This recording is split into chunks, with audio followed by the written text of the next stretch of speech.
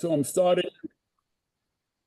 So I want to call today's session of LA Jews for Peace monthly Zoom to order. And we're very lucky we have James Dorsey, who's the author of the Turbulent World Substack and has been a journalist, including much time in the Middle East for 50 some odd years. And before I turn this over to Dick Plotkin to introduce James, let me just say James and I started talking about him being a guest in August, and I was confident that with his title, The Greater Middle East is a Ticking Time Bomb, there would be things to talk about, but I never guessed 3 months ago that there'd be so many. And we all know what they are, and I'm sure James will talk about them.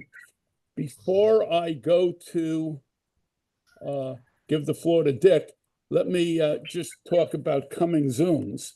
After almost 80 Zooms, I think this is our 78th or so, we have none scheduled because our bank account was down to $8 after the lien on paying the honorarium to James. But I've told a few people and we're back up to about 400. But to run these things, it costs, we have a $300 overhead, $100 to keep our website going, $200 for our Zoom license, and we give an honorarium to each of our guests. So we do need, with the money that's now in the bank, we can go for a few months. But so I urge people to donate. And if you have trouble donating, just email me or call me up. So with that, I will end the share. Okay. And I will turn the floor over to Dick Plotkin, who will introduce our speaker. James and I met in Amsterdam. I think it was 1973. And we had a mutual friend who since passed away, was a member of Siach Siach was small Israeli in Tel Aviv, where he was a student, Arik Bronstein. And I have not had any contact with James since then. So that's about 50 years. But I get most of my news through YouTube, and I couldn't believe it. Up popped his blog or his entry on YouTube, and I wrote him. I found out his email, and it was the same James Dorsey that I met 50 years ago. So I was kind of excited about that event. And we already know about his history. He's worked mostly as a journalist over the last 40 or 50 years, and he also has a doctorate from the University in Utrecht. So I will, if there's anything that you think is critical, James, about that people should know about you, I'll give you the floor. And if not, you can just start your talk. And then we'll... No, please, go ahead. No, I mean, and then we'll ask you to talk for 20, maximum of 30 minutes, and then we'll open it up to Q&A because we always have a lot of questions on our Zooms. Absolutely. Dick, you have a much better memory than I have. And I need to thank both you and Jeff for putting this together. Indeed, the title of my remarks was overtaken almost by the minute that Dick and Jeff talked about it. Even so, I think it's a good way of looking at and beyond events as they unfold at what is basically a dizzying speed. And what I'd like to do is use the bulk of my time for discussion and questions and answers. So let me suggest some hopefully not too provocative bullet points as food for thought. First of all, Israel embodies Albert Einstein's definition of insanity, which is repeatedly trying the same thing in the expectation that it will produce a different outcome. In other words, the principles and policies that shape Israel's war conduct and attitudes towards Palestine, militant groups in multiple Arab countries, and Iran running a red thread through Zionist and Israeli history. These principles include domination and imposing by force Israel's narrative, will, and definitions of security in the belief that force is the only language the other understands. It's a belief that is accurate if one is willing to accept James, that there cannot be more than one narrative.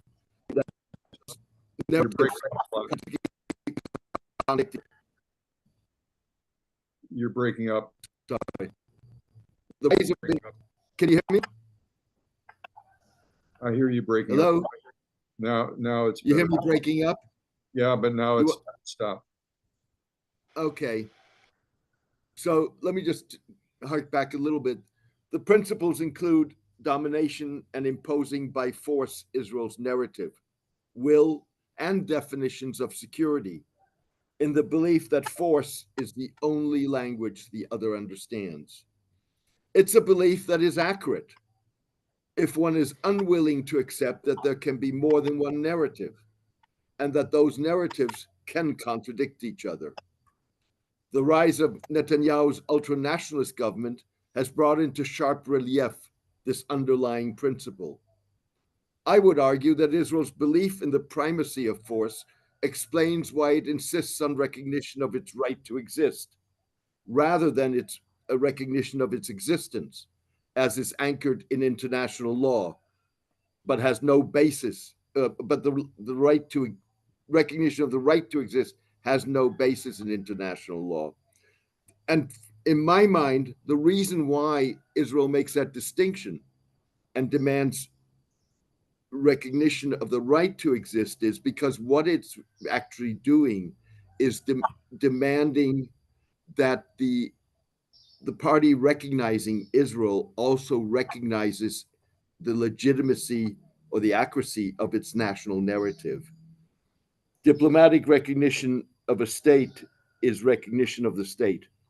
It does not mean that the state recognizing the other is accepting as fact the national narrative or the national myth of the state it is recognizing, nor does it mean that it is an endorsement of the state's policies. What Israel's trying to do with demanding recognition of the right to exist rather than simply its existence is exactly that. And that obviously is not going to happen if and when one gets a two-state solution. With other words, a Palestinian state will never recognize or accept as correct and legitimate the Israeli narrative, and it doesn't have to, as such. Moreover, the juxtaposition of the right to exist versus recognition of existence blurs the distinction between the right to self-determination and entitlement to a specific territory. This is not to deny that Jews have a relationship to Palestine, the land of Israel, or whatever one wants to call it, but others may derive valid rights from history and culture that are at least equally valid. That is what the United Nations, for all practical purposes, recognized in 1947 with the Partition Plan. The belief in the primacy of force is what drives Israeli policy of targeted assassinations that have failed to spark the collapse of groups like Hamas or Hezbollah, the Iranian-backed Lebanese Shiite militia. The belief in Israel's ability to destroy its non-state opponents has, in my mind, much to do with Israeli attitudes towards the Holocaust that go beyond its utility in Israel's national narrative. And what I'm referring to is two things, basically authored by Tom Segev, who many of you may know as one of the new historians, who wrote several books. One of those books was a book called The Seventh Million, in which he essentially described the almost impossible choice that the Zionist movement and David Ben-Gurion were faced with in the 1930s, which was the choice of trying to rescue European Jewry leaving aside whether the Zionist Something movement here could have from done that. Eric wanting a Zoom link. He's on. Hello? Eric's there. Thought he Sorry? was. Somebody. Can you hear me? I don't see him. Hello? Yeah, I'll go send it to him. Hello? Just keep going. I don't know what it is. Okay, sorry about that. Just in any case, so what Segev argued was that the choice was between trying to intervene on behalf of European Jewry or establishing a Jewish state for the next century, and essentially, if you wish, sacrificing European Jewry. Ben-Gurion obviously made the choice in favor of a Jewish state, and I'm not judging whether right or wrong here, but that I don't know of a statesman who's been forced with that kind of choice, like what the choice that Ben-Gurion faced in the 1930s. And what that does, in my mind, is put an enormous moral claim on the state that manifests itself in various ways. Segev wrote a second book entitled Elvis in Jerusalem. And in that book, he basically, among others, he was describing a transition from what he viewed as a Zionist to a post-Zionist world in Israel. But as part of that, he was describing certainly Israel's early attitudes towards the Holocaust, including how up until the early 1960s, the Holocaust was almost a taboo subject, and how Israelis often looked down on Jews because they looked at themselves as the muscular Jew versus the diaspora Jew that had allowed itself to be led to the gas chambers. And it is this sort of background, coupled with Israel's problematic insistence on the recognition of its right to exist, that constitutes one reason why Israel panics when its occupation of the moral high ground is threatened by, for example, free debate and freedom of expression, and proceedings in international courts and fora like the United Nations, its insistence on Israeli exceptionalism, and its monopolization of the Holocaust. The tragedy is that the degree of reputational damage Israel has inflicted on itself has yet to hit Israel, despite Israel's success in limiting debate in Western circles and securing Western support, even if that is starting to fray. Israel's rejection of ceasefires in Gaza and Lebanon has not only damaged the country's international standing, but also threatens Netanyahu's long-standing pre-Gaza war focus on forging long-standing ties to the global far right. Think of Netanyahu's alliance several years ago with Hungary's Viktor Orban against George Soros. That hasn't stopped the far right from supporting Israel's war, or that hasn't started far right support for Israel's war starting to fray, with Italian Prime Minister Giorgia Meloni suspending arms sales to Israel and Germany's Alternative for Deutschland calling for a weapons embargo. Add to this the fact that Saudi analysts close to Crown Prince Mohammed bin Salman suggest that Gulf states, like the United States and Europe, could reconsider Israel's geopolitical utility. The analysts point to Hamas and Hezbollah's resilience, Israeli intelligence failures, gaps in Israeli air defenses, Israel's vulnerability to cyber attack, and reluctance to see an ultra-nationalist Jewish state assert unchecked regional power, coupled with domestic public opinion as factors Gulf states are reconsidering. The last year has highlighted a widening gap, at least when it comes to Israel and Palestine, between autocratic Arab regimes and Arab public opinion. It's a concern for Arab leaders because Palestine has been a catalyst for the eruption into mass protest of social, economic, and political anger and frustration that simmers at the surface across the Middle East and North Africa. Bin Salman recently said as much when he noted that 70% of my population is younger than me. For most of them, they never really knew much about the Palestinian issue. And so they're being introduced to it for the first time through this conflict. It's a huge problem. Do I care personally about the Palestinian issue? I don't, but my people do. In this context, it's important to highlight the fact that the last year is likely to produce a generation of Palestinians, Syrians, Libyans, Yemenis that have no hope and nothing to look forward to. It's a generation that will likely respond with violence. In Israel, Palestine, that could take the form of a guerrilla war. I'm happy to talk in the discussion about the immediate threat of escalation in the Israeli-Iranian dynamic.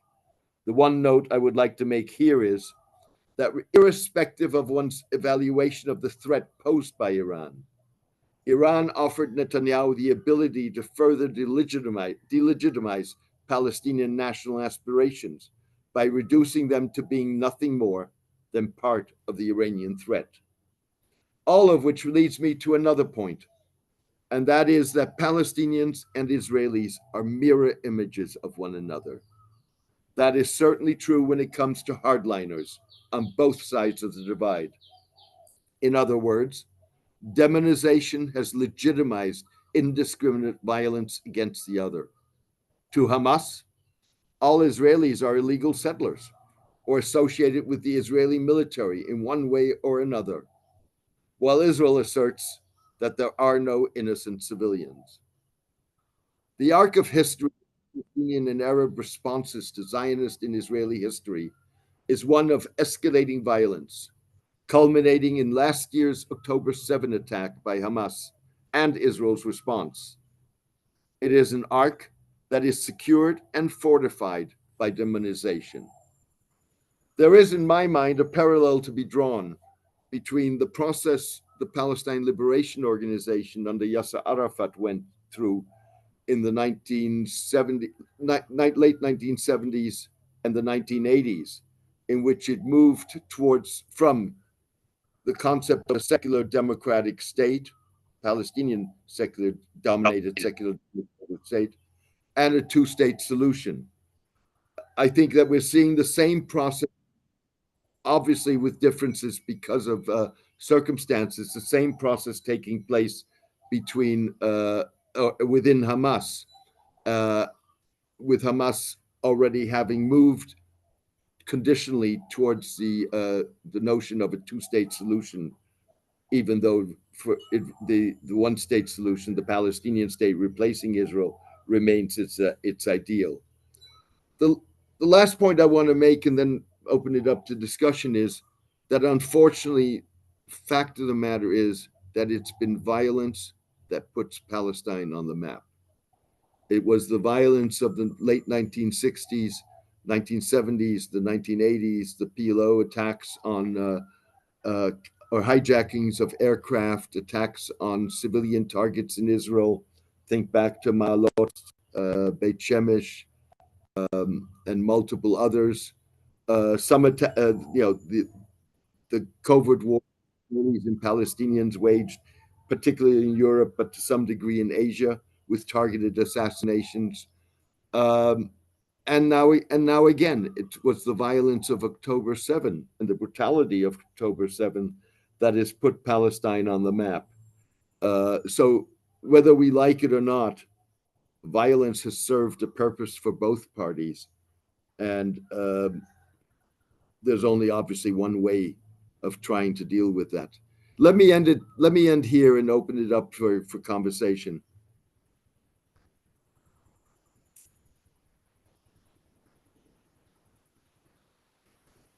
Okay, well, I have a lot of questions.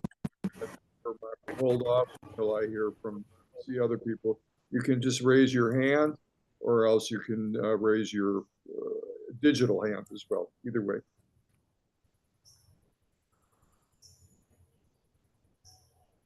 Well, I'll start out. And hold on. Jeff, did you have a question? I saw your hand come up and Yossi. Oh, Yeah, okay.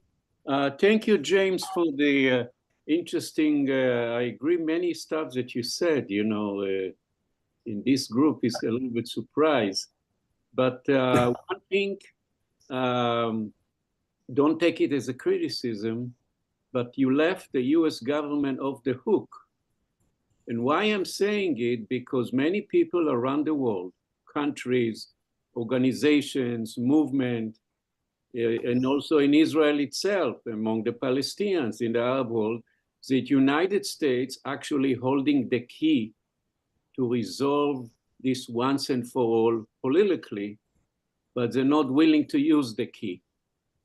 They used the key one time when they forced Menachem Begin to make peace with Egypt. He really forced him, But after this, nothing happened. And under US watch, 600,000 settlers, occupation of 57 years, giving unconditionally military support, on and on and on. So I wonder your reaction to this, the role of the US of not resolving the conflict. Sure. I think more accurate is not that I let the United States off the hook, but I didn't mention them. Okay. And the reason for it was that I really wanted to talk, at least sort of focus on underlying issues rather than go through the dynamics of the conflict as we have it now. Now, with regard to the there are several factors here. First of all, yes, the assumption is widely that all the United States has to do is, or that Biden has to do, is pick up a phone and things happen like this. That may be true and it may not be true.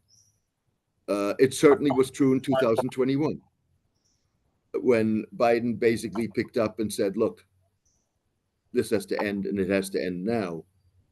And you had a ceasefire a day later. I'm not sure that's the way it would work today for several reasons. One is leverage is a two-way road. With other words, you've got to have something to leverage, which the United States clearly has. But the other side of the coin is that the party that's being pressured has to feel that the price of not bowing to the pressure is higher than the price of bowing to it. So, with other words, we don't know how this Israel would respond. I think also historically, one's got to keep in mind that Israel's dependency on the United States, and there is a dependency without question, but Israel's dependency on the United States in many ways is reduced to what it was in the past.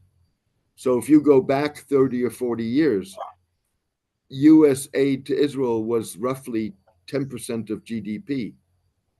It's today far less. So again, there is a U.S. responsibility here. The one thing I will say is, in the current atmosphere, what we're seeing is increasingly European countries moving towards some sort of suspension of arms sales to Israel. One, we're seeing, interestingly enough, phrase in a mainstay of Israeli support or support for Israel, which was the far right. We're seeing that beginning to fray.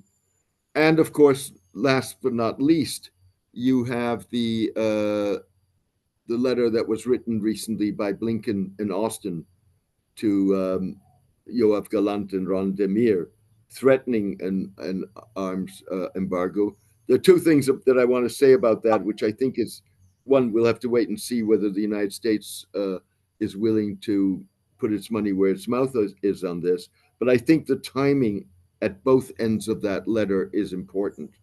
With other words, the timing in advance of the election, and many of you will probably have better or a keener sense of U.S. electoral politics than I do, but which probably is aimed at trying to win for the Democratic Party, for Kamala Harris, votes from the Arab and Muslim community.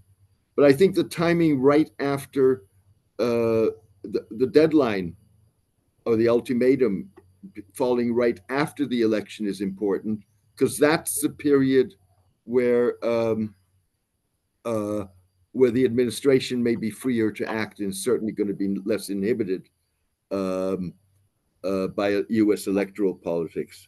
And the final thing I'll say on this is that it's post-election is going to be when we'll probably see somewhat clearer what Kamala Harris's position is. Fact of the matter is that she's going into this election not only as a Democratic candidate, but also as an incumbent, as vice president. And there's probably limits to what she can do in terms of criticizing the Biden administration's policy as long as they're in electoral mode. So I hope that answers your question. Okay, Uri.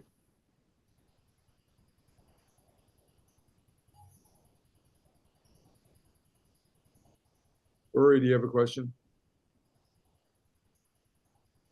Uri. Can you hear me? Yes. Oh, okay. I was entangled with the unmute. So first of all, thank you very much, James, for the presentation. I actually, I want to add a couple of pointers that I wanted to add and throw it at you and the people. I basically contend that since 29 years ago, when Prime Minister Rabin was assassinated, sitting prime minister being assassinated in the center of the city, there were two factions in the Zionist from the beginning. There was one that says everything is ours, we'll kill them or we will subjugate them. The other one said there are too many, we need to get to some kind of accommodation with them. 29 years ago, the faction that said everything is ours won. And they feel uninhabited in basically following the messianic idea of everything is ours, at least everything west of the Jordan, because there's, I don't know if you saw a few months ago, Smotrich was in Paris, and behind him there was a map which shows the two banks of the Jordan River. And it got King Jordan to go. I mean, King Abdullah of Jordan to go crazy because they never gave up on the idea of the East Bank. So I contend basically that as long as that faction is winning, nothing is going to restrain them. And I don't know if you saw last couple of days ago, they talk about actually starting the whole conversation about resettling in Gaza. So in other words, the thing that the Zionist always says, you're paranoid. We don't want to do a population cleansing or ethnic cleansing. This is really your craziness. All of a sudden, the Messianic side said, yes, that's what we intend, and we're not making any bones about it. So this is one thing I wanted to add to the mix, not because you didn't deal with it. The other thing I wanted to raise for you, I contend basically the United States is not going to do anything about Israel because Israel is the best salesperson of the military-industrial complex of the United States. And I tell all my friends, you noticed Congress gave them $18 billion extra? The Israelis complained about that they were shortchanged because if they were a good salesperson, they should get 10% of the proceeds. So that's why they threw 18 billion at them and say, okay, here's a voucher, guy, get some more thing, because the two out of the 5 strongest lobbyists in the US Congress, the military industrial and the Israeli lobby, are 2 out of 5 who actually run the United States. The other thing is the medical insurance, the fossil fuel, the banking and the insurance companies. There are 5 who run this country. 2 out of the 5 are actually interested in Israel doing what they're doing because it's good for business. Every war the Israelis do, we sell another 100 countries in the world more of our ware because they see it works. So this is just my contribution to this conversation. Thank you. Let me thank you for that. Let me just respond to your first point. Basically, I think yes, there is that differentiation. Having said that, I don't think I would describe the revisionist part of the Zionist movement, the Jabotinsky wing, if you wish, as messianic. It was certainly certainly demanding in terms of territory and who had rights and who didn't, but it was not a messianic movement. More importantly, there is an argument to be made, and I'm increasingly leaning towards it, that the difference between the 2 wings of the Zionist movement are seem more important than they may be. Let's keep in mind that the settlement movement on the West Bank started with the Labour Party. It was not Likud. It obviously gained and mushroomed and so on and so forth, going back to the Alon plan and whatsoever. What I want to do finally in responding to your first point is respond with 2 vignettes. One is Raimonda Tawil, who many of you may recognize, who was sort of the spokesperson for the West Bank for a long time and became Arafat's mother-in-law. And I remember having lunch with her in the 70s sometime in Akko at a fish restaurant.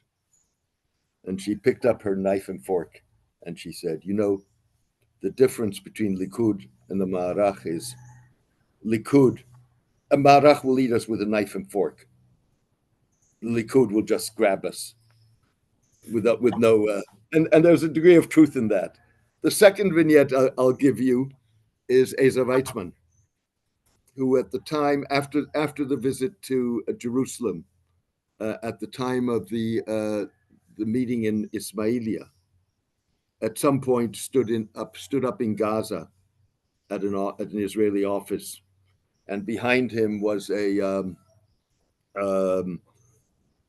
map of the Likud's map of Palestine at the time, or of Israel, which was both sides of the Jordan River. And so he was asked about that in terms of the Egyptian, moves towards an Egyptian-Israeli peace treaty, and he was asked about it in terms of Arafat and the PLO's secular democratic state. And his response was, pointing to the map, they can dream, and I can dream. So let me just give you that as a vignette. Again, you're a much keener and closer observer, presumably, of U.S. politics than I am. The one note that I will make is, in my mind, no country has a grassroots base in the United States in the way that Israel does. And that goes back to, the origins of Zionism. I think one has to keep in mind that the part of the Zionist movement's success was its appeal to non-Jews, its appeal to Christians, or evangelicals and other. And you go back to people like Lord Balfour. What drove them was not love for the Jewish people or concern for Jewish nationalism. It was basically their own Christian beliefs in which Israel played a certain role. So I think I would argue that, with other words, support for Israel is a much more complex issue. Jeff. Thank you, James, especially for just a second. especially for the discussion of the difference between the right to exist and the recognition of the existence. That I thought was very profound. I have two short questions.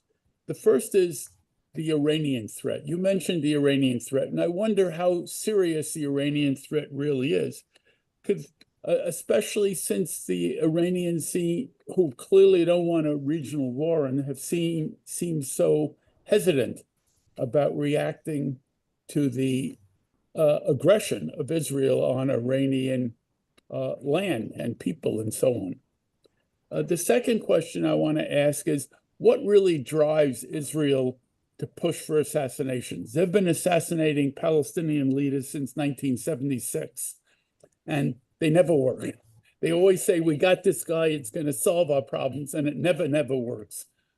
Will they ever learn? Thank you. Thanks, Jeff. With regard to Iran, I think one's got to differentiate between rhetoric and fact. And the Iranian rhetoric is blood-curdling at times. Let's be clear about that. There's no question about it. Having said that, I think attitudes are far more complex. Jewish communities rally together when there is a real threat. In the early 1980s, I went to synagogue in Tehran, and a man got up during the service or during the sermon and complained. He was from Ahwaz on the Shat al-Arab in the south, and there were a fair amount. That was where the Iran-Iraq war was being fought out. A lot of Jews from those areas were migrating, fleeing to Tehran. And he got up and he complained about the fact that nobody was giving them housing, was helping them, even though at that point, lots of Jewish homes were standing empty with maybe one guardian because the families had left.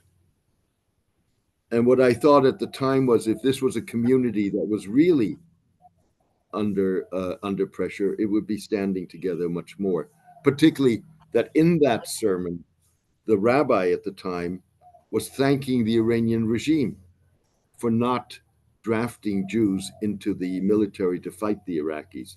Now, obviously, there was a financial contribution that facilitated that. So what I'm trying to say with this is that Iranian attitudes are far more complex. The Iranians, my sense is that the Iranians were double-edged in October of last year, when Hezbollah opened hostilities against Israel. On the one hand, sure, it positioned Iran as the backer of groups that were willing to stand up to Israel in a world in which, Arab world, in which nobody was willing, or very few were willing to do so. But it also had the risk of exactly what we're seeing now, of Iran threatened with being dragged into an all-out war with Israel, a war it knows it can't win. And as a result of that, its responses. And I think, again, we've got to, if you go back over the last year, just to take the last year, there have been repeated Israeli provocations, whether those were attacks on Islamic Revolutionary Guard Corps personnel in Syria or in Lebanon, or whether those were the attacks on the Iranian diplomatic mission in Damascus, or the killing of Ismail Haniyeh, the Hamas political leader in Tehran in late July. And Iran's been very careful in responding to those things. To me, the fundamental position of the Iranians on the Israel-Palestine question is that they will accept whatever the Palestinians accept. With other words, what does that mean? Does that mean that Iran will the next day establish diplomatic relations with Israel? Probably not. But it means that as such, the conflict has been resolved for that at that point. If you go back to November of last year, Just a second. when you what that means is that Iran is real. It's just rhetoric when they say they want to destroy Israel. Well, okay. Let me just finish my thought and then come back to what you said, because that's part of the answer. In November of last year, you had a summit of Arab and Islamic countries in Riyadh, called to discuss the Gaza war. The summit ended with a statement that was signed by all states, including Iran, calling for a two-state solution. So I have no doubt that there are elements within Iran that want to destroy Israel and are uncompromising, just as there are elements in Israel that are uncompromising when it comes to Iran.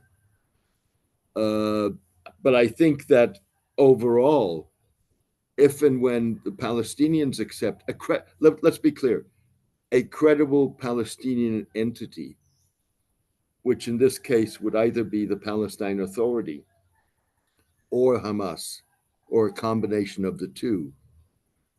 If a credible Palestinian Authority accepts a deal with Israel, the Iranians will fall into place. I think not only Iran, the entire Muslim world. Absolutely. Absolutely. Samir, you're next. You have a question? Hi, everybody. Hi, James. Thank you. Hi, how are you? Fine, thank you. All right. Well, I didn't want to talk about Iran and whatever, but since you discussed this now and Jeff brought it up and all of that, in my opinion, that Iran and Iranians in general, they like to buy and sell. Like the bazaar. I mean, the word bazaar came from them. And for them, I think they have been buying and selling the Palestinian question. I don't think that they believe in it, or they don't consider even, I mean, if you really go into the textbook, school books in Iran, they never mention Israel as an enemy, ever. And from our experience now in the last 14 years, we know what Iran did. I mean, Iran actually killed more Muslims in Syria, in Iraq, in Yemen, in Lebanon than what Israel did in the last 76 years. So, I mean, they cannot fool the Arabs anymore. Iranian cannot fool, and they should not fool Israel either. What Iran wants to be just to be recognized as a dominant power in the Middle East. And they want to stay in power. I mean, they don't want to go away. And that's their concern. So it's not their concern, I mean, whether the Israeli or Palestinian, it doesn't matter. Actually, I mean, I think that they are responsible about what happened in Gaza. I mean, I blame them more than I blame Israel. I mean, it is, I mean, the way, I mean, they fooled probably Hamas, and they fooled everybody, fool all their, oh, we're behind you, we're gonna support you, we'll go all the way, and we saw it's nothing. And all of that, I mean, those missiles and strike, and it's all, I mean, just like fireworks. It wasn't really fair. And they didn't kill anybody. They didn't kill any Israelis. They killed the Palestinian. So forget about Iran. Now I want to come back to my original question, what I want, or not a question, but comment, and I want to see how you react to it. Coming back to 1987, the war, the June war. Israel won that war, and they captured territories they never dreamed of. The West Bank and Gaza and East Jerusalem and part of Egypt, Sinai, and the Golan Heights. It was like, I mean, for them, they never dreamed of, and they got all of that territories. But after the war ended, those Israeli leaders at that time, Golda Meir and then Moshe Dayan or whatever, I don't think that they had an idea what to do with that territories. Or it seems to me like they were so damn stupid, they didn't know what to do with it. In my opinion, they had two options, which is anybody, I mean, who has a sense of military concept, or I mean, even I mean political thinking. You captured a territory, okay. You have to either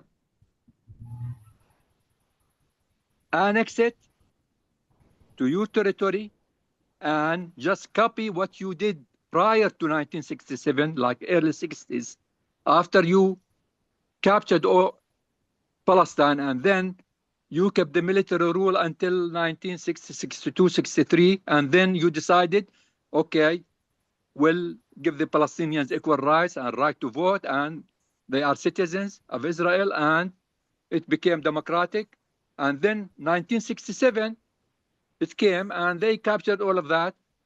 Well, easy thing to do is just to copy what you did before, to annex the West Bank and the Gaza Strip and East Jerusalem, and okay, this is all Palestine, one democratic state, one secular democratic state, equal rights to everybody, and that's it, end of the story. And the Golan Heights, you make peace treaty and return the Golan Heights to Syria, and you also talk to the Egyptians, and the same thing, you talk to them and make peace with them, peace treaty for the land, you give them back the Sinai, and that's it, end of the story. They could have done that. That's one option.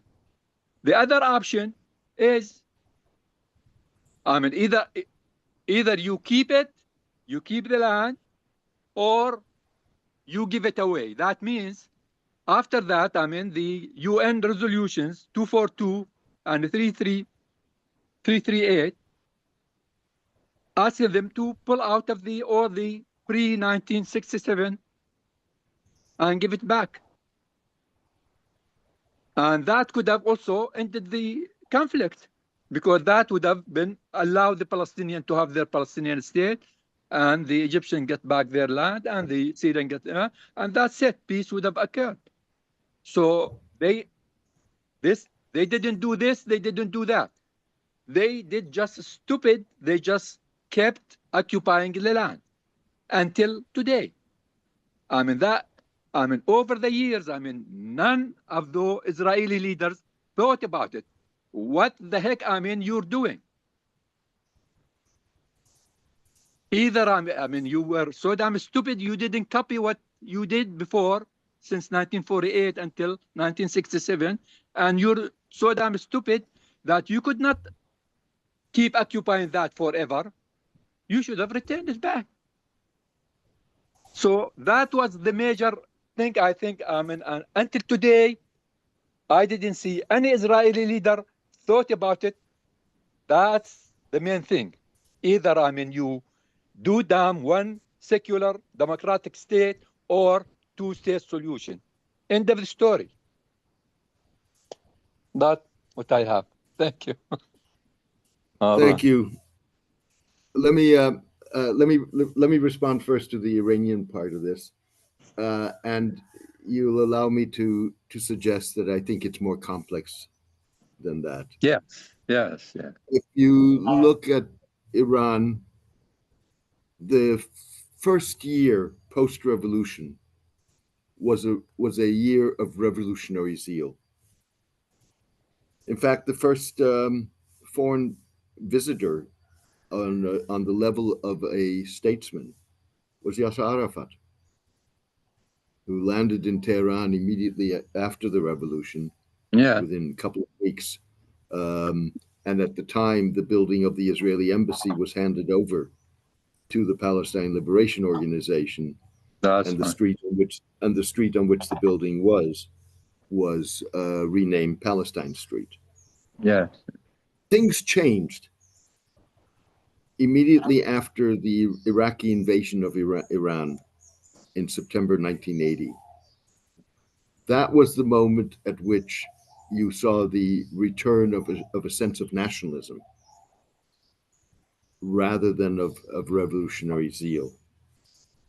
And Iran's been a nationalist country ever since.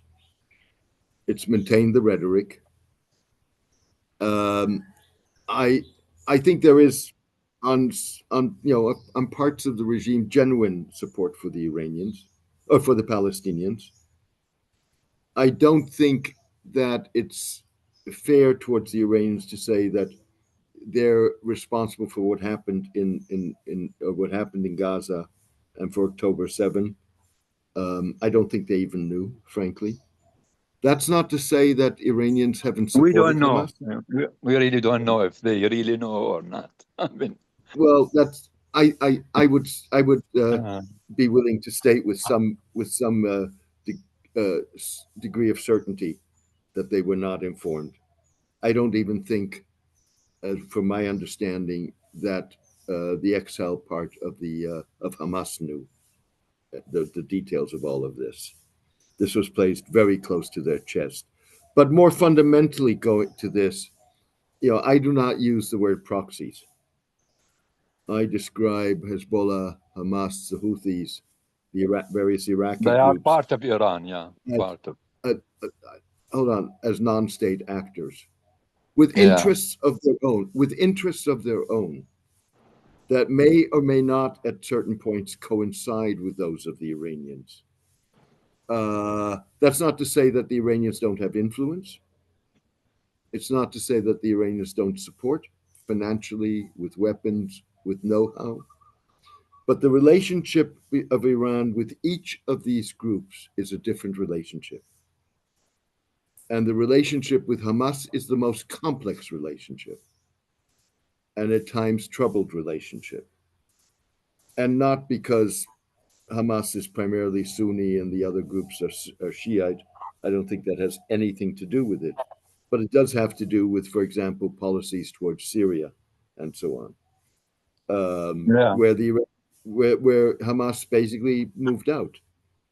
And one of the problems in the competition to succeed Yahya Sinwar for Khalid Meshal is the fact that he was the driver of the rupture with Syria at the time and with Iran. And therefore his relationships with Iran are far more complex. So I think that Iranian support for, and the last thing I'll say about Iran is let's be clear. You have in Iran a generation of aged revolutionaries who are keeping up a facade, which does not necessarily mean that there is not genuine support for the Palestinians. Now, with regard to 67 and the conquest of the territories, again, you went through phases. Israel did not know necessarily what it wanted to do. And its initial reaction was to use the territories as bargaining chip to negotiate a peace treaty. And that was essentially squashed, any hope for anything like that, leaving aside whether the Israelis were serious or not about it. That was squashed with the Khartoum Arab Summit, when basically the three no's came out. And the Israelis had this false security belief that territory and territorial depth was what was going to give them security. But I think increasingly and very early on, there clearly was never an intention to share or return East Jerusalem. The Golan Heights, with some adjustments, were negotiable. Obviously, Sinai was negotiable, but I think increasingly what you saw was a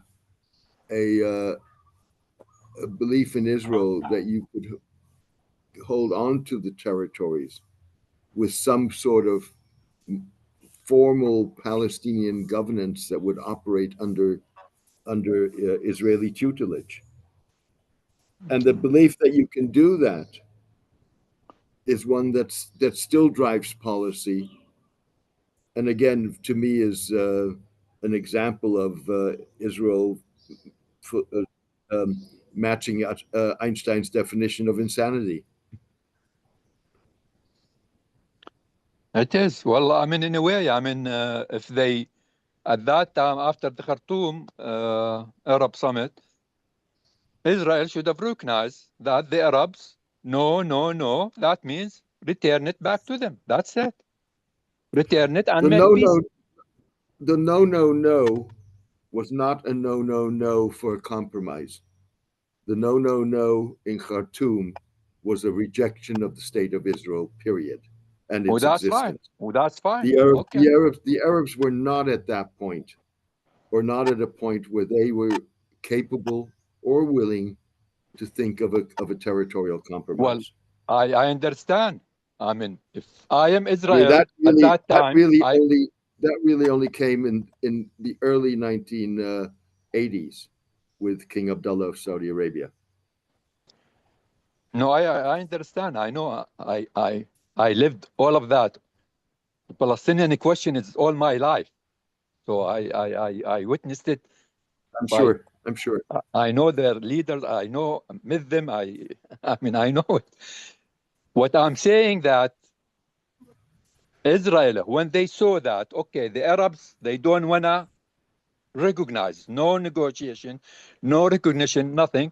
That means if I am the Israeli, okay, I have that territory, I will retain that land for peace. I just implement the UN resolution. I don't need to negotiate. You gotta have a peace partner. You gotta have a peace partner at that time. At that moment. No. I disagree with that. You don't need a peace partner if you know that you occupy this land. This is occupied. The UN, represent the whole world. The whole world is telling you to get out. You just implement the UN resolution. You don't need to talk. You don't need to negotiate, nothing. Implement the UN resolution. I'm going to jump in. That's the issue. Samir, we'll pick this up later. Yeah. Okay. No, I'm just trying to, I mean, think that why they didn't do it. Why those Israeli? I mean, they didn't think right. They did not think correctly. Okay. Are there more questions? No, Ron. Okay. Well, thank you anyway, James. Thank you. Okay. No, pleasure. Question about the United States. The United States has fought war after war after war. It has lost. It withdrew troops from Vietnam. It withdrew all of its troops from Iraq, well, almost all of them, from Afghanistan. And it has the ability to just not to do deficit spending, and it now has, I think, $35 trillion in deficits.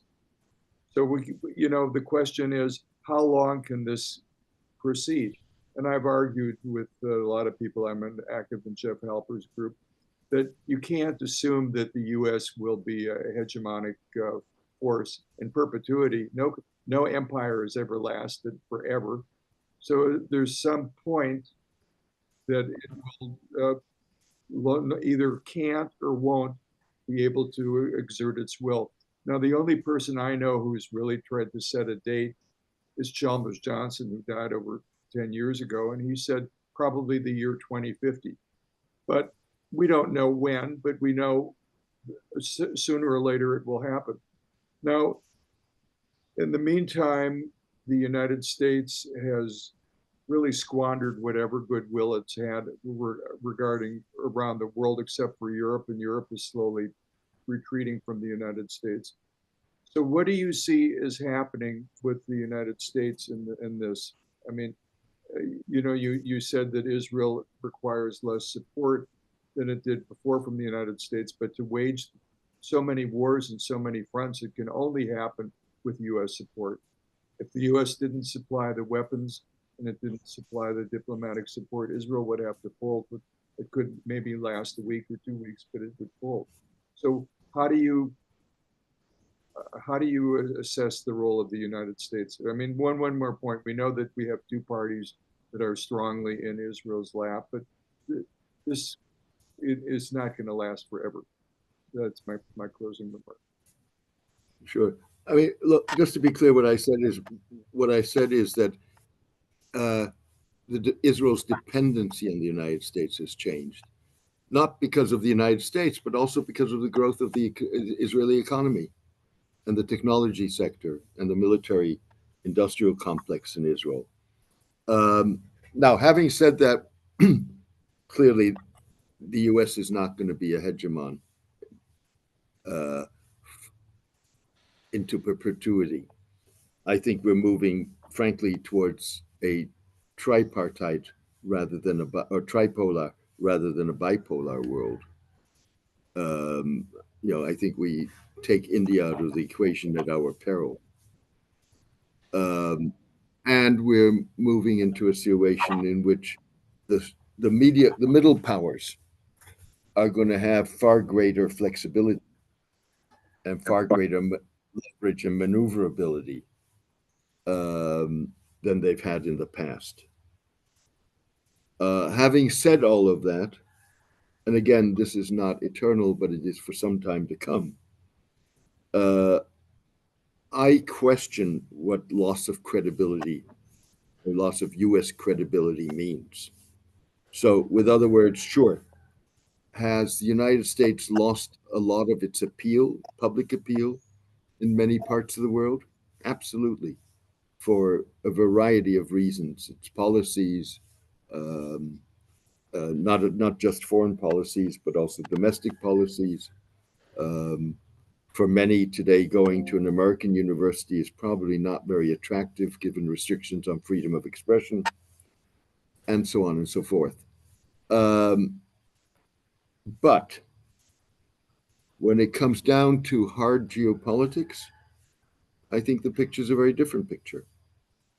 What you've seen is that countries like Saudi Arabia and the United Arab Emirates not only put an emphasis in terms of their security relationships on the United States, rather than first and foremost China, which is not interested and also not capable at this point. But you also see that in the technology relationship. Both the Saudis and the UAE in recent months have made it very clear that they are willing to reduce their technological cooperation with the United States in exchange for. So I think one's got to be somewhat sanguine about what loss of US credibility means.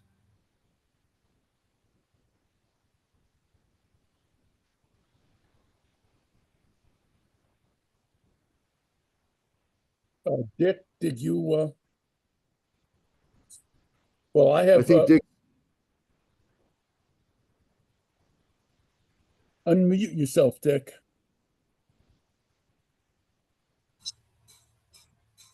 The question that I have is, are you saying that the United States is going to continue to support Israel pretty much alone at this point? I mean, I guess Germany is providing about 29% of Israel's weapons.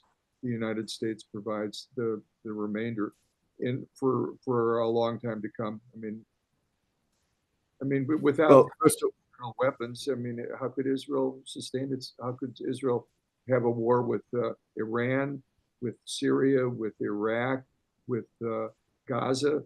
with Lebanon? I mean, I just don't see it without the sustained support of the U.S. First of all, German military support for Israel.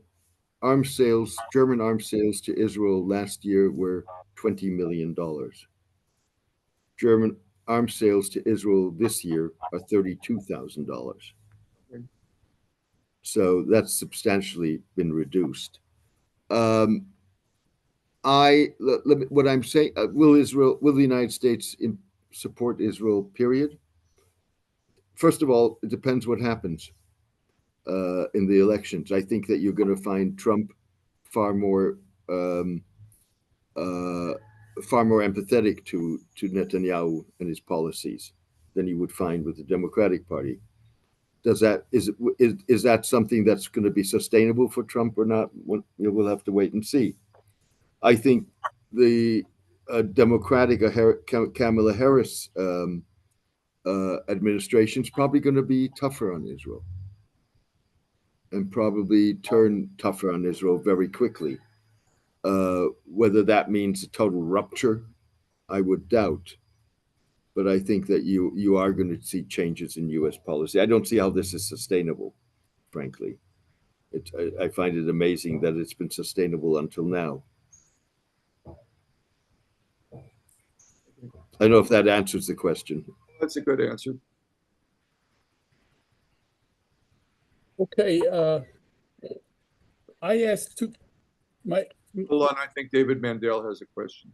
Let's ask David. David, are you there? Yeah, okay. Thanks, Dick. And hi, James. It's good to see you after all Hi, these David. years. Absolutely. We've met at one point, I think. I'm not sure. Oh, we met a long time ago when I was living in Tel Aviv, Jerusalem. But yeah, exactly. Since then, I don't think so. Anyway, yeah, no, we hung out quite a bit. We were both working as journalists and at that time. Absolutely. They're talking like 45, 50 years ago. Anyway, I'm sorry I missed the beginning, and stop me if you've already addressed this to some extent. I had another meeting that I had to be at, so I came in just as you were finishing your opening. Given what you're saying, and I agree with you pretty much, and that I don't think U.S. support for Israel is going to be long-lasting in the way that it is now. Whoever gets elected now, I mean, there are going to be twists and turns along the way, but I substantially agree that it's not going to be there. But I looking at and trying, being in touch with people I know who are still living there, Israeli Jews who are friends of mine and Palestinians who are friends of mine. I don't know how closely you are in touch with some of those people, maybe some others here are more so, but I'm profoundly pessimistic about the ability of that state to arrive at any kind of a diplomatic, reasonable diplomatic solution with the Palestinian people at this point. I think things have gone so far off the rails in terms of militarism, in terms of self-victim feeling like we are the victims, and on the other side, this is our country and screw the rest of them. I mean, I've heard people who were kind of reasonable and would have supported a reasonable diplomatic solution, now saying, "I give up, kill them all." I literally have heard that from people, and I just and if that's the attitude that has become prevalent in Israel, and I think Samira was very much right. They missed the opportunity, and I'm so what is going to become of all those people? Are they going to I don't know, are they really going to lose out and become really become the victims of a Palestinian victory with the help of Iran and others, or is mass immigration a possibility? I know I hear that a lot of people are leaving. I've heard different numbers, some of which seem exaggerated, but of course, most of the people there don't have second passports and can't just pick up and leave, even if they wanted to. So I don't know if you how closely you stay in touch with things that are going on in Israeli society. I try to, not nearly as much as I should maybe, or could, but the future looks really dark. I do stay in touch very closely and do still travel significantly. Having said that, yes, Israel's lost one opportunity after the other. I Many, think many. as flawed as the Oslo Accords were, Israel ensured that they weren't going to be implemented. And you can go down the line. There were moments where the Israelis had brighter moments, and whatever one thinks of the flaws of them, that nonetheless, proposals put forward by Ehud Olmert and by Ehud Barak, but nonetheless. And the problem with Arafat, of course, was that Arafat always thought there was a better opportunity around the corner, rather than grabbing an opportunity and then trying to leverage it. Having Well, he said did all of grab that, it, but I mean, the Israelis didn't honor it. He did grab Arafat it. too. Yes and no, but okay, let's not get into that discussion right now. Well, I mean, I they think killed Rabin. I think going forward, I think the Israelis are going to be in for a very tough time, and we don't know what the dynamics of that are. There's no question that Israeli society has moved to the right, and was moving to the right, starting with the Begin electoral victory in 1977. And in a sense, you could look at the Labor governments as interim periods in that process of moving towards the right. We don't know what the impact is going to be of the dynamics of once you get a ceasefire in Gaza. I think unless there is a credible day after scenario in Gaza, you're going to see the evolution of a guerrilla war, not only in Gaza but also in the West Bank. I don't think that Israelis have yet been hit by the cost of reputational damage. And also within 1948 Israel, I would think, this guerrilla war. In terms 1948, in terms of a guerrilla war, yeah, within absolutely. Within the borders of pre-67 Israel, it's going to happen. Absolutely, and you saw sort of first signals of that during the 1921 Gaza war, when you had the eruption of communal violence in pre-1967 Israeli cities. There's no doubt about it. I mean, in a sense, it's harking back to the 1960s, 1970s thing. But I also, furthermore, don't think that the Israelis quite understand yet how much reputational damage they've done to themselves and what the cost of that is going to be. Some academics are finding that out. The defense industry is seeing the first signs of that, for example, with being excluded from defense exhibitions in France twice now. But these are all very early signs of that. So what I'm getting at is this is not going to be a status quo situation in much of the same way that we had post 1967.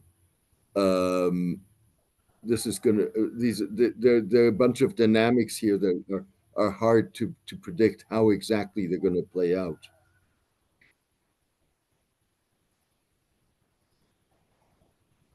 Our next person is Ellie. You have a question?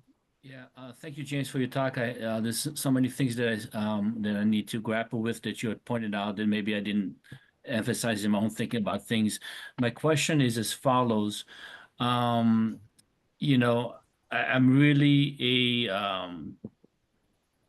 believe that United States hasn't set I think Israel will only go so far as United States will let it. It's sort of a precocious child, and it's a dysfunctional relationship, and the United States has been enabling the dysfunction, And my question to you is are the Israel systems and United States Israel's policies, and for the most part, and United States policy for the most part, are they really incongruent, or are they collusive? I mean, I see them as one and being the same, one and the same thing. I really see there's no daylight. Otherwise, the United States would let it happen. And to that degree, I see what Blinken is doing is just a charade. Or charade of a shuttle policy. What are your thoughts? Well, let me say two things. One is I think there are three phases, if you wish, in the Israeli-U.S. relationship. The first phase was the labor-dominated phase, in which the absolute principle was you ensure that you have the United States' back. You don't do anything that would create a rupture. Then you had Begin, who basically said, we're independent. We've been around for 3,000 years, whatever it is, we're independent. But nonetheless did not fundamentally break with US policy. And then you've had Netanyahu, who, to be fair, has been brilliant at playing US politics. And that, I think that goes to a second issue, which I forget who it was, but someone, I think maybe it was Uri, alluded to that, and that is that the Israeli, I mean, if you look, to use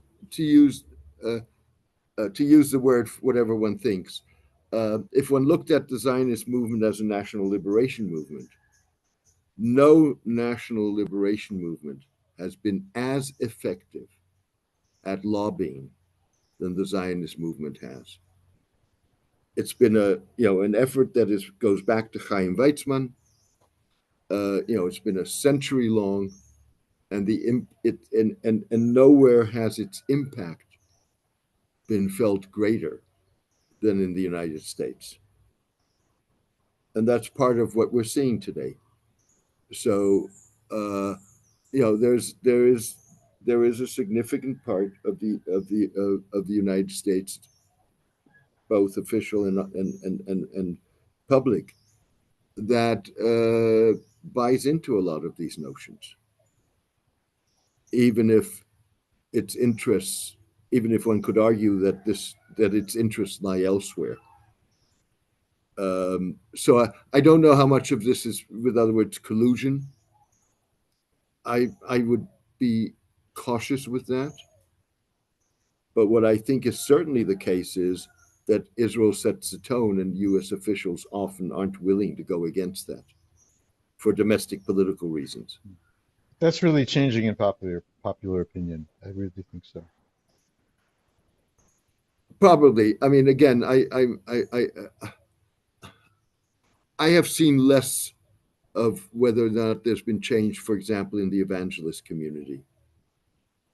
I think there's significant change in significant segments of the U.S. society, but I can't put it in perspective in a sense.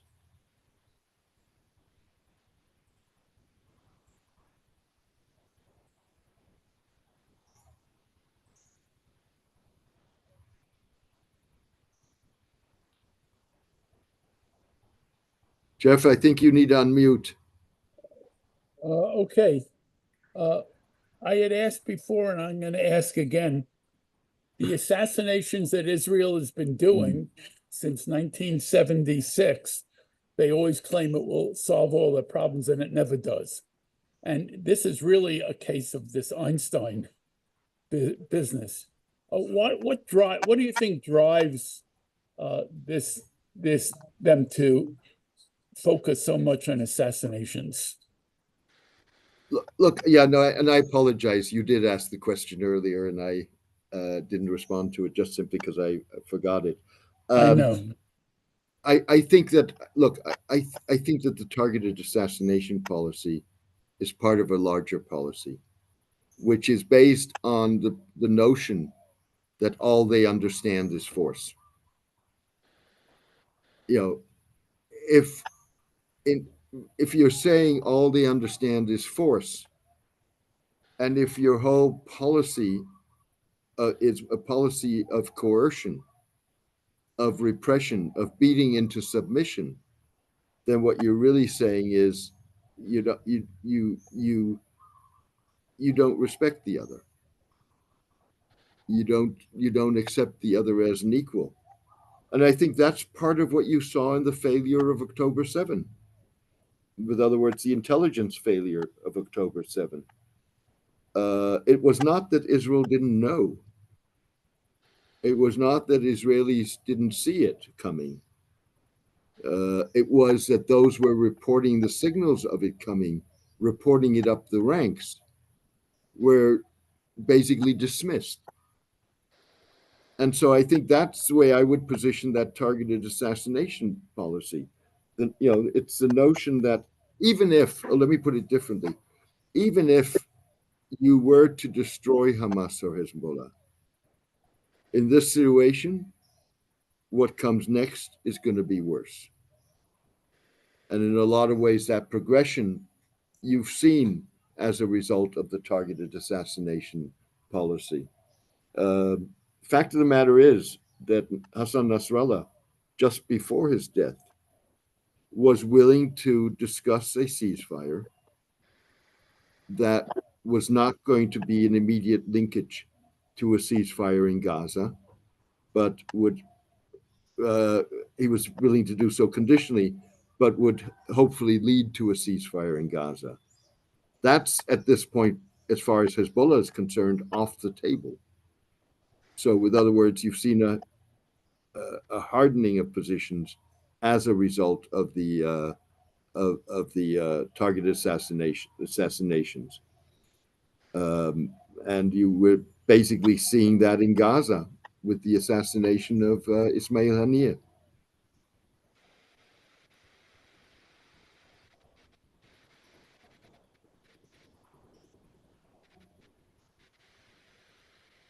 Unmute. Okay. Can I talk? Yeah. Now. No. Yossi's next. Yours is next? Okay, Yeah. go ahead, yours. I wanted, for the question of Jeff, I think there is another aspect, but especially the latest assassination of Nasrallah and Yahya Sanwar. Yes. and others. Netanyahu, before the campaign in Lebanon, was doing very poorly in a poll. There was a lot of pressure on him. 500,000 Israeli, mostly Jews, in the streets. And suddenly, when he started with this paging campaign, remember, of exploding the pagers. Yeah. Hezbollah activists, and then assassination of Nasrallah, suddenly Netanyahu did very well in a poll. And with the killing of Sinwar, even more. So sometimes it's not like the idea of using force is like gaining point inside Israeli political arena. I'm the prime minister, and under my watch, I killed those guys, the bad guys.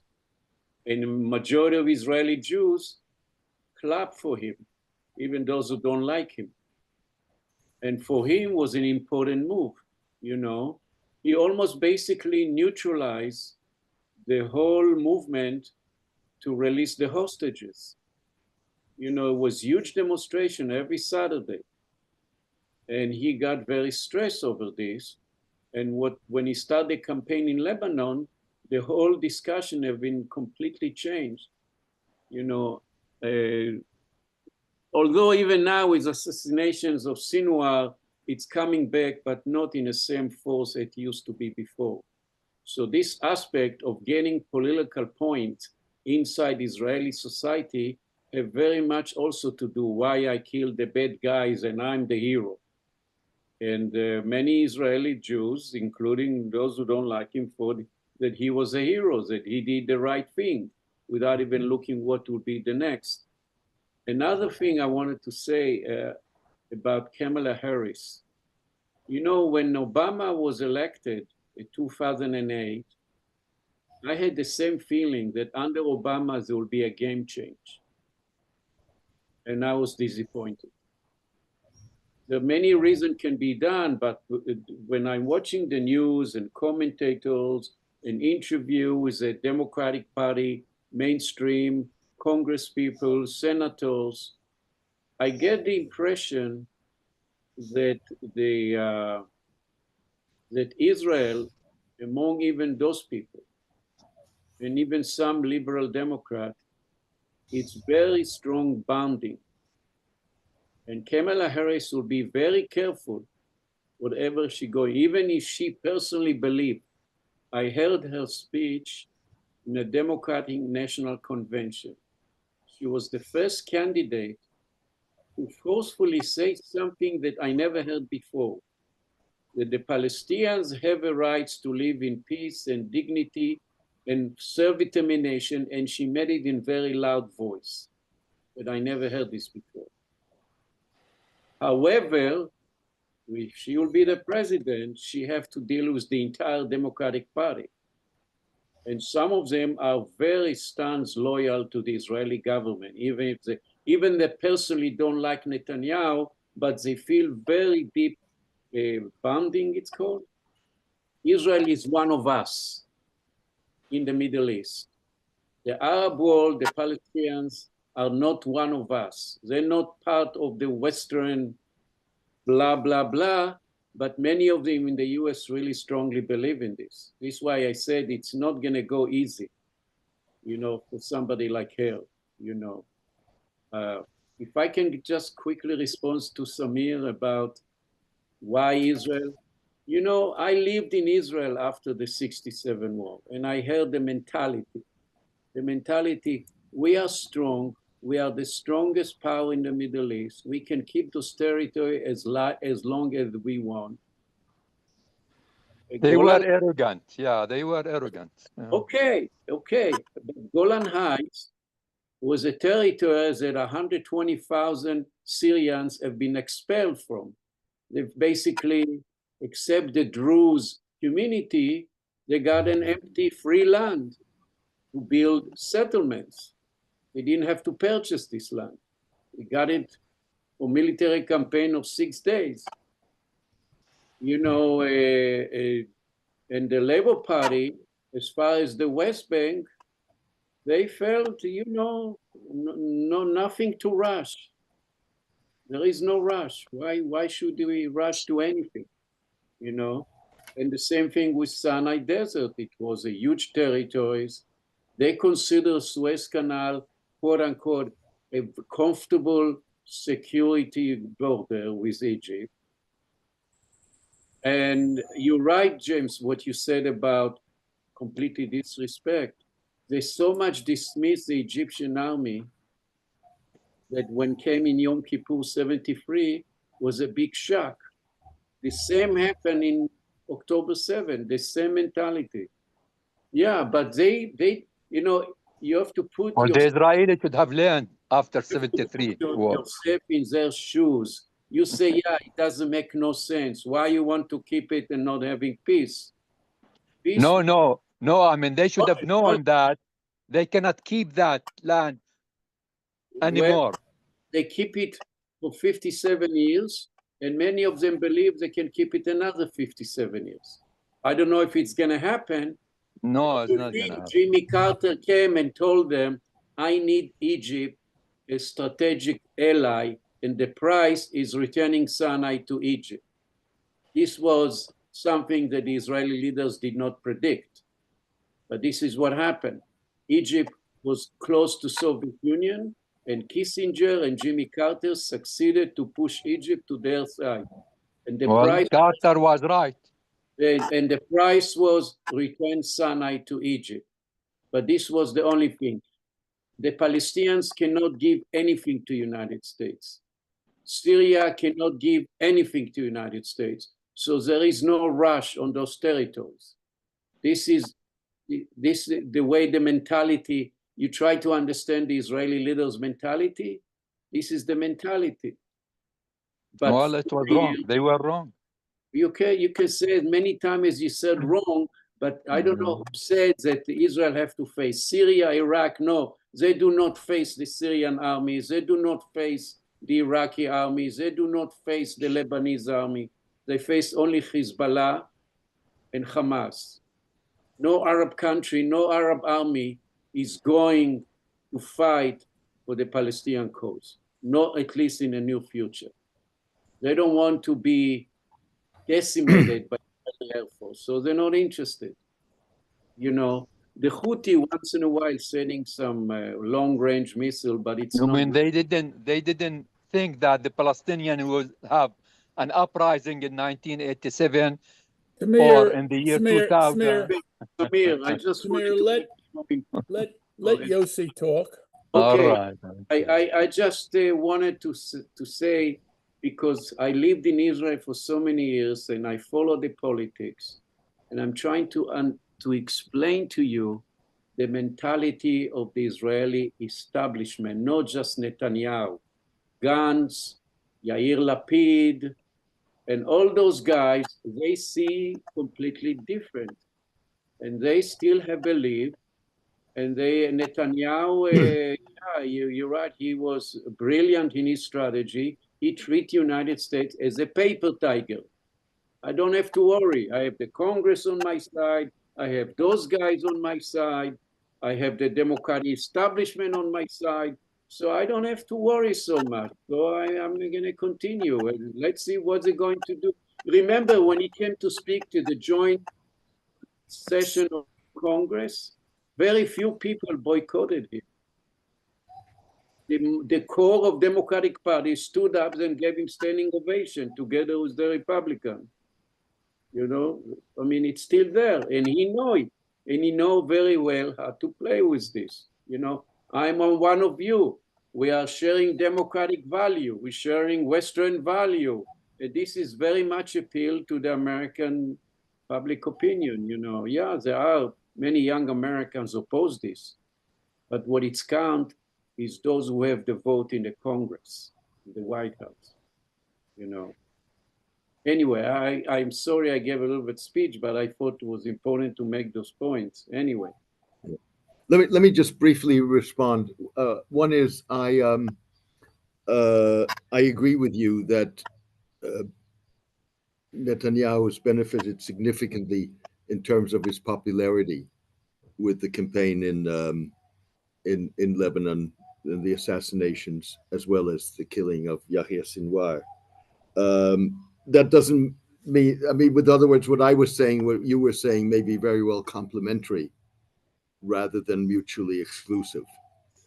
The other thing is, and I think you're right, and I'm going to paraphrase what you said, you're right in suggesting that the issue in Israel is not Netanyahu.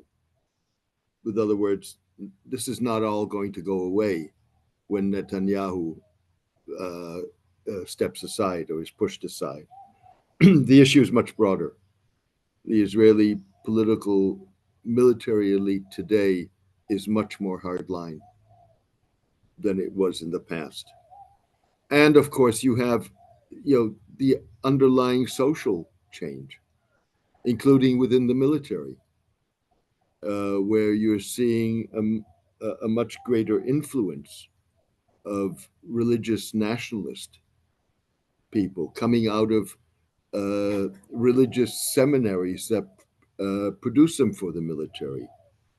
In fact, it's some estimates, if you look at it, at the level of brigadier commander and lower, some estimates suggest that 40% of the officer corps at that level comes out of the religious Zionist movement. So, we're dealing with a very different Israel, and I think that's true.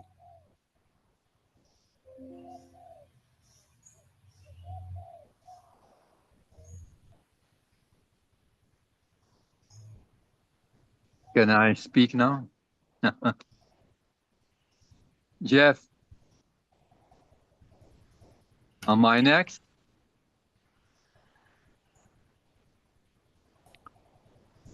You're next. Yes, Mayor. All right. What I want to say, what is the solution now? At this point, the United States, the Biden administration proposed the ceasefire proposal with the 3 phases, and that was a couple months ago, and Netanyahu rejected it.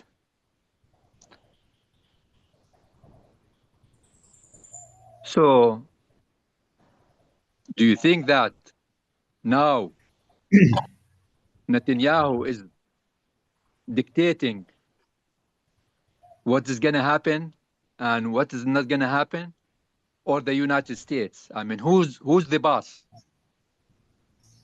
at this point? And what is the solution, the way out?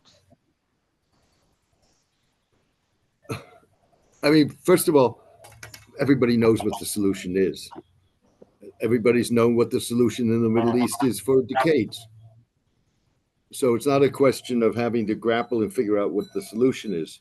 It's a question of whether or not the political will is there for a political solution. Yes. And the fact of the matter is it's not. In terms of who and what, I think at this point, and again, coming back to something that that Yossi said, or maybe it was Jeff. I mean, I'm not predicting a game changer with the elections. I don't know. What I do think is that we don't know, as long as we don't see what the outcome of the US election is, and get some sense of what those policies will be then. That's assuming that you get a harmonious transition, which we also don't know. So I find it, I find it very hard to predict at this moment who's gonna dictate what. I don't see the United States turning around 180 degrees and suddenly saying the buck stops here and this is it. I think it's going to be a much more checkered process, or layered process, if you wish. So there is no hope. There's always hope. Well, I always believe that in one secular democratic state, one state, equal rights, and end of the story. Look, I think one's got to be cautious. It's nice to no solution, whether it's a one-state solution or a two-state solution, is going to see a very harmonious, lovey-dovey relationship. My guess is that if you get an independent Palestinian state alongside the state of Israel, I would look at it as India and Pakistan rather than France and Germany. Yeah. This is going to be a long and torturous process. It's better one state. And so in that sense, a one-state solution and maybe a more dangerous solution at this point than a two-state solution. But these are going to be strained. These are going to be strained relations in which rebuilding trust and letting wounds heal on both sides of the divide is not going to be an overnight process. They just need to copy what they did before, what they call proper Israel. Copy that. Okay. I think that be realistic than have some dreams, because the dreams only give you an illusion. An illusion, it's not good in politics.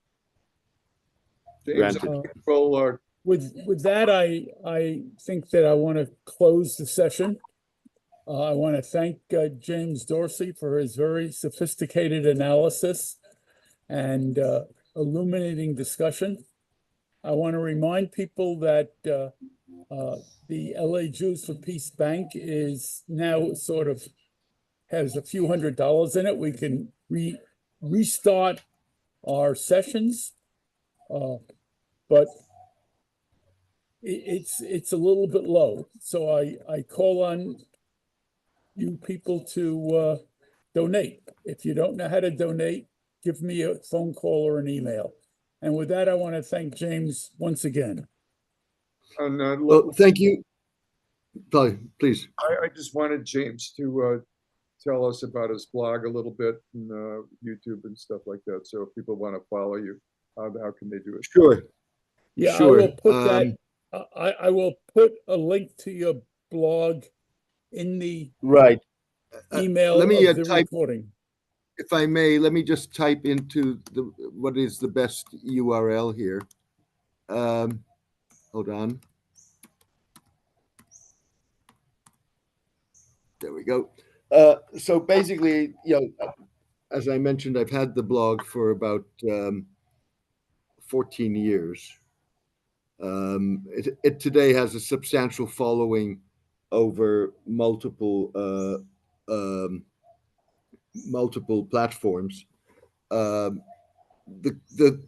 core of the blog is my Substack column. That's also where the video and the audio first appears. I publish on average 2 to 3 times a week. It's very much, on the one hand, events driven, analytical. I'm not competing with news services. There's no way I can, nor do I wish to do so. But I try.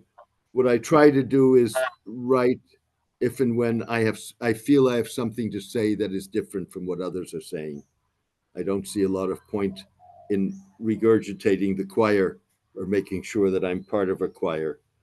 The range goes from, obviously, for the last year, it's been Gaza almost inevitably, as I think it was Dick or maybe it was Jeff who mentioned that